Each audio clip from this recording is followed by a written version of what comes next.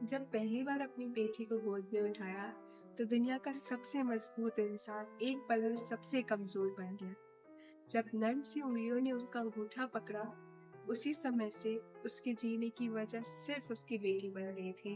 उसका पहली बार पापा कहना, या स्कूल जाते वक्त अपने पापा को गले लगाना, या रोते रोते वापस आकर कहना कि पापा मुझे लिए बिना वापस घर मत जाना, ये सब उसके पापा के दिल में सिर्फ यादें बनकर रह गई है।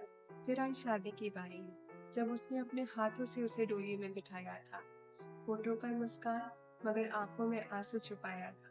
सोचा था कि अब बेटी का घर बस जाएगा, मगर उसे क्या पता था कि वो घर उसके लिए कब्रिस्तान बन जाएगा। आज वही बाप कलश लेकर बैठा है, जो एक समय पर अपनी बेटी के लिए चुन चुन कर चॉकलेट्स लेकर आया करता था। आज वही बाप अपनी बेटी की छोटी छोटी हड्डियां छाड़ कर कलश में घर लेकर जा रहा है। जिस बाप ने रात भर जाकर अपनी बेटी के सपनों को सच करने के लिए ओवर टाइम किया, उसी बाप के सामने आज उसकी बेटी चल रही। वो तो बस इतना चाहता था कि उसकी बेटी खुश रहे, सुरक्षित रहे, जिंदा रहे, मगर उसके प्यार के ऊपर दहेज की भूख भारी पड़ गई। कभी कभी दहेज का लालच इंसानियत से बहुत बड़ा हो जाता है और एक जिंदा हंसती खेलती जिंदगी खत्म हो जाती है। रिसेंटली तमिलनाडु एक न्यूली मैरिड लड़की जिसका नाम रिधाना था, उसकी शादी मात्र 2 महीने पहले हुई थी। उस बच्चे ने सुसाइड कमिट कर लिया। क्यों? क्योंकि उसके ससुराल वालों की दहेज की वो खत्म ही नहीं हो रही थी। 11 अप्रैल को ही उसकी शादी हुई थी। शादी में 2.7 kgs गोल्ड, 70 लाख की एक वॉल्वो कार दी गई थी और पूरी शादी का खर्च तकरीबन 2.5 करोड़ रुपए था। मगर कहते हैं ना कि लालच का कोई अंत नहीं होता। अगर एक बार मुंह खुल गया तो वो दोबारा कभी नहीं रुकता। जैसे कि मैंने अभी आप लोगों को बताया कि पूरी शादी में तकरीबन 2.5 करोड़ के आसपास का खर्चा हुआ था।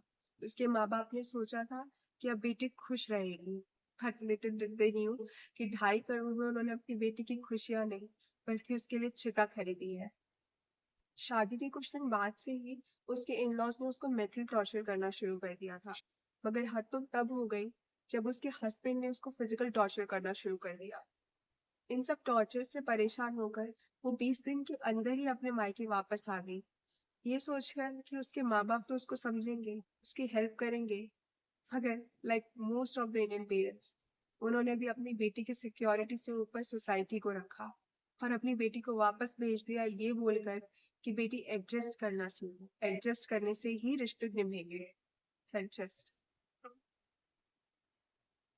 एनीवेज, अपने माँ बाप की बात मानकर वो वापस तो चली गई, मगर वहां पर सब वैसा ही था। वही मेंटल टॉर्चर, वही फिजिकल टॉर्चर।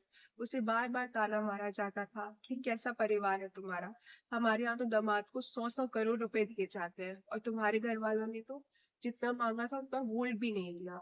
अपेरेंटली उन लोगों ने कुछ 4 kg के आसपास गोल्ड मांगा था और इन्होंने 2.7 kg के आसपास गोल्ड दहेज में दिया था। आजकल ना एक नया ट्रेंड चला है। पहले तो लोग मुंह खोलकर दहेज मांगे, मगर आजकल तरीका थोड़ा बदल गया है। लड़के वाले कहते हैं कि हम अपने लिए थोड़ी मांग रहे हैं, हम तो आपकी बेटी के लिए मांग रहे हैं, उसकी लग्जरी के लिए मांग रहे हैं, उसके आराम के लिए मांग रहे हैं। वही काम प्रधाना के ससुराल वालों ने भी किया। उसे यही कहते थे कि हम अपने लिए थोड़ी मांग रहे हैं, हम तो तुम्हारे लिए मांग रहे हैं। और यही बोल बोल कर उसे रोज ताने दिए जाते थे। इन सब रोज रोज के तानों से परेशान होकर रिधाना एक बार फिर अपने मायके वापस जाती है, इस उम्मीद में कि इस बार तो उसके पेरेंट्स उसकी बात समझेंगे। मगर फिर वही होता है, उसके फादर उसको समझाते हैं कि बेटा एडजस्ट करो, एडजस्ट करना सीखो। उसे बहुत समझाने के बाद रिधाना उनकी बात पे अग्री करती है और कहती है कि ठीक है पापा, मैं वापस चली जाऊंगी, मगर मेरी कंडीशन है, आप मेरी सास को यहाँ पर बुलाइए और उनसे प्रॉमिस लीजिए कि मेरे साथ ये सारी चीजें दोबारा नहीं होंगी। अपनी बेटी की बात मानकर उसके फादर उसकी मदर इन लॉ को उनके घर वापस बुलाते हैं और कहते हैं कि मेरी बेटी की ये शर्त है, अगर आप मानती हैं तो ये आपके साथ वापस जाने के लिए तैयार हो जाएगी। उसकी सास वही करती है, वो कहते हैं कि हाँ, हम आगे से ऐसा कुछ नहीं करेंगे, हम आपकी बेटी को अच्छे से रखेंगे। उनकी बातों में आकर रिधाना वापस चली जाती है। मगर फिर से वही चीजें शुरू हो जाती हैं।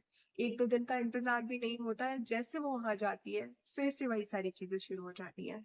कई दिनों तक ताने और टॉर्चर सहने के बाद इस बार रिधाना आखिरी बार अपने मायके आती है, इस उम्मीद में कि शायद एक आखिरी बार मैं अपने घर वालों को समझा कर देखूं तो वो मेरी बात समझे। मगर इस बार भी वही होता है, उसके फादर उसको फिर वही समझाते हैं।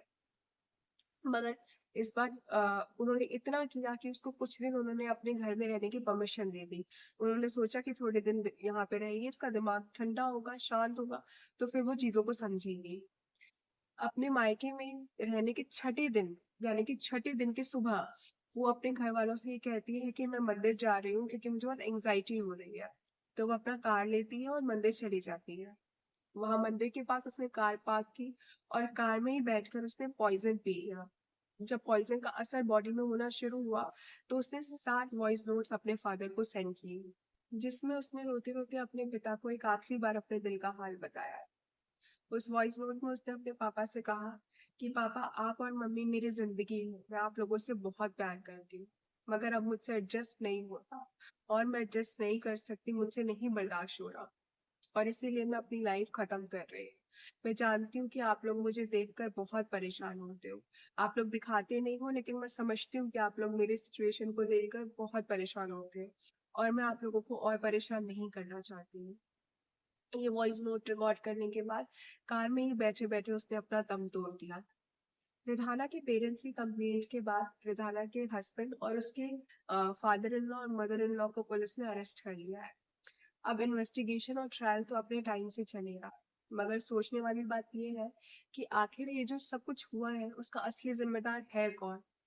क्या रिधाना का हस्बैंड, जिसने उसे फिजिकल टॉर्चर किया, या उसके इन लॉज जो उसे मेंटल टॉर्चर करते थे, या फिर उसके पेरेंट्स जिसे बार बार उसने जाकर हेल्प मांगने की कोशिश की मगर उन्होंने सोसाइटी को अपनी बेटी की सिक्योरिटी से ऊपर रखा और कभी अपनी बेटी को नहीं समझा और बार बार उसे समझाने की कोशिश की कि बेटा एडजस्ट कर।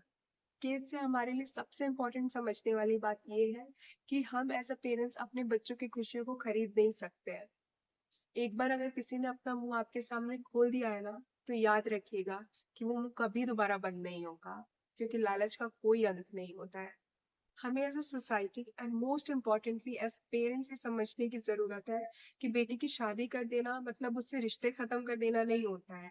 आपकी रिस्पॉन्सिबिलिटी उसके प्रति खत्म नहीं हो जाती है। अपनी बेटी को कम से कम इतनी सिक्योरिटी तो दीजिए कि बेटा, अगर तेरी शादी हो भी जाती है तो तेरे पेरेंट्स हमेशा तेरे पीछे खड़े हैं।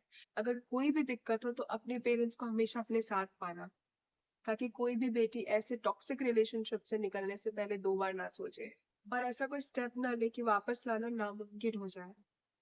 ओके, आज का वीडियो काफी सीरियस हो गया and it's time for me to conclude now.